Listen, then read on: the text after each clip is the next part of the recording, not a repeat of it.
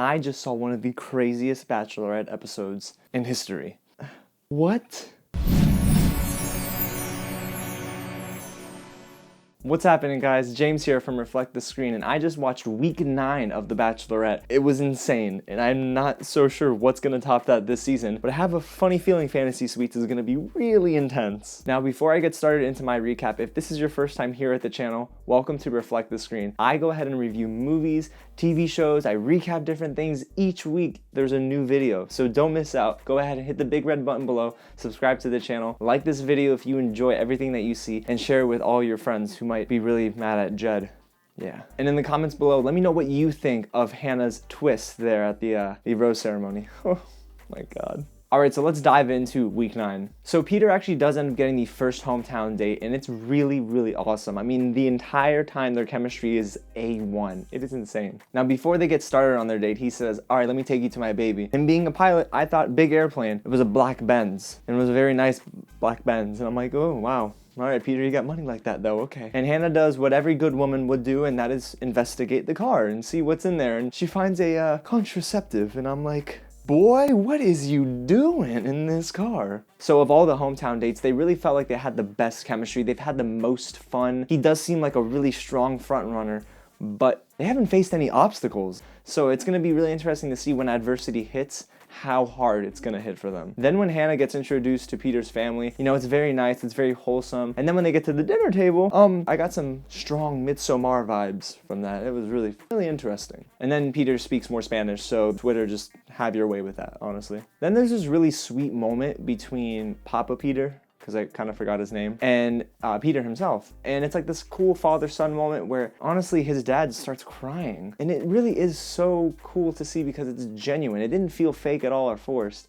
And when I see grown men cry, y'all, I'm like, dang it, man, I'm not getting emotional. But then off camera, Peter keeps saying, I'm gonna tell her how I feel, I love her, I love her. And then Peter, face to face with Hannah at the end of the night, does not tell Hannah that he loves her. So it's really weird because Hannah's quiet, and I think Hannah kind of wants to see more of Peter's heart, and Peter's just being a little guarded at this point, so I don't know how that'll play out for him. So Tyler gets the second hometown date, and that's in his hometown of Jupiter, Florida. So all your Florida kids stand up. I don't know, should we be proud of this? I don't know. But they go on a boat, and it's actually a really nice date, and Hannah does wrap her legs around Tyler, so I mean, if anyone's keeping tally of how many tallies is this? I don't know. And then when they finally get to this little island, it's really funny because there's a moment where the camera pans over to Grandma and Grandpa kind of just clapping and smiling, and it's really fun. But then outside of all the fun, Hannah still kind of wants Tyler to open up. And there's something on Reddit, there's a discussion going on where honestly Hannah's kind of to blame because Tyler didn't get the chance at these cocktail parties that Luke ruined. So go figure. But then when we finally learn a little bit more about Tyler's father and how he's going through a lot of health issues, and I mean, it's just so cool how his entire family rallied together around his dad. And you can tell that Tyler really does care about his dad. And Tyler's dad, the dude is cool, man. Miss Hannah Brown. And then he's like tearing up a little bit. Between this and Peter's dad, I'm like,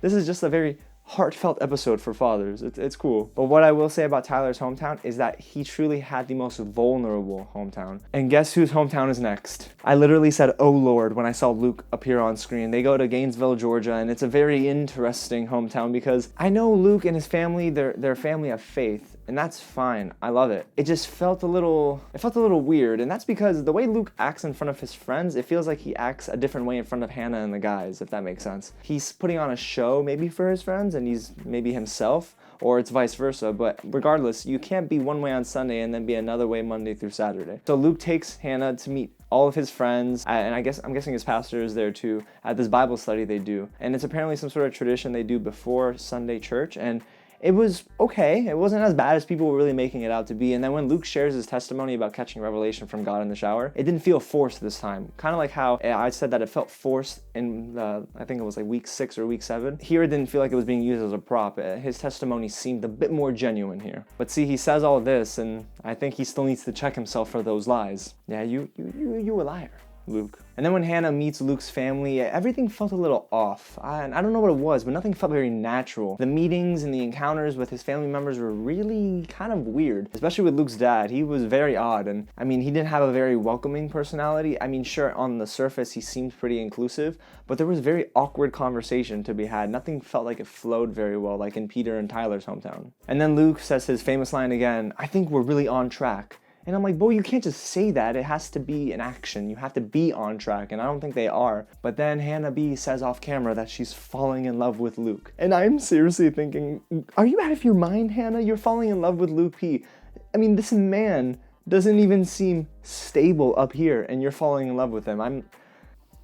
Oh Lord, fix it. And I'm still a big Hannah B fan, don't get me wrong. But if she keeps making decisions to keep Luke around after all of his lying, and like, he's really just kind of, I know he's played the game, but it doesn't feel like he's there for her. And even if he is, that doesn't seem like a healthy household. Now we're on to the last hometown, and that's the one with Jed. And let me tell y'all, he didn't break out the guitar in the first 60 seconds, so we're winning already. But there is something really weird about Jed in this episode. He doesn't seem very outgoing. I don't know if that's maybe his nerves coming into play, but it didn't seem himself, and it was kind of weird to me. Remember how I just said he didn't grab a guitar in the first 60 seconds? Well, he takes Hannah to a recording studio. They're gonna record a song together, and what does he grab? The guitar comes off the shelf, and the boy is gonna write a song with Hannah B. And the song is awful, and he's not a very good vocalist, and I don't understand how this is going to help his career, how we thought it was going to in the first place. And then when he goes and takes Hannah to meet his family, it felt really, really weird. If you've seen Get Out, that's kind of how it felt. And then I feel like Jed's sister was like serving fake smiles at the end there when Hannah's like, it's so nice to meet y'all. Nothing felt right. Nothing felt right at all. So let's go through who got the roses tonight. Peter gets the first rose. Tyler gets the second rose. And then there's this weird struggle she has internally with who she's gonna give that last rose to. And then in one of the more dramatic and shocking turn of events that I've ever seen in a rose ceremony, Hannah gives the last two guys roses. So if you're keeping count, that's 4 roses that were given out. There are 4 guys left. Every guy stays for Fantasy Suites. What? I seriously shouted, what? I don't understand. It's interesting to see these turn of events. I didn't expect this from Hannah. I think that Hannah's having a struggle internally about who to choose, and she needs to kind of make her decision a little bit quicker than she is probably anticipating. Because, listen, you don't have that much time left, girl. All right, guys, so that was my experience with week 9, and I'm so happy that I was able to witness this craziness. And no, it wasn't a waste of time. I don't want people to say that was a waste of time, because I thought the episode was paced just fine. Except for the whole Jed thing, that was dumb. But if you enjoyed this recap, go ahead and hit the big red button below and subscribe to Reflect the Screen. Like this video, share with all your friends and those in Bachelor Nation who might be a little upset. And comment below and let me know who you think is going home in week 10. Is it gonna be Luke? Is it gonna be Jed? Or is somebody just gonna leave on their own? Listen, everything is on the table at this point. And don't forget to check out Reflect the Screen on Facebook, Twitter, and Instagram. All right, guys, thank you so much for watching, and I'll catch you at the next crazy rose ceremony. Lord.